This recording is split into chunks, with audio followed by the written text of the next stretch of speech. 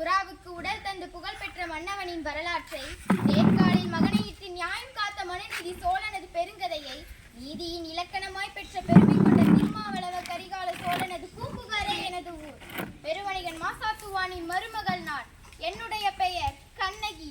கையில் தனிச்சிலம்புடன் வந்திருக்கும் கண்ணகி. நீதி வலுவான் நெடுஞ்செழிய பாண்டியனை இழந்துவிட்டு வந்திருக்கும் கண்ணகி. யாகாவராயினும் நாகாக்க மன்னா நாகாக்க.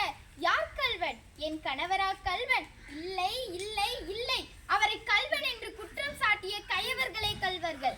இலக்கண முறைக்கு பெருஞ்செழிய பாண்டியன், உனது நாட்டில் எதற்கு பெயர் நீதி? நல்லான் வகுத்ததா நீதி? அல்ல அல்ல, வல்லான் வகுத்ததே நீதி. அதனால் தான் நான் வணங்கும் தெய்வத்தை சாவுப்பாட்டு குழியில் தள்ளிவிட்டீர்கள். என் கணவன் செய்த தவறு என்ன?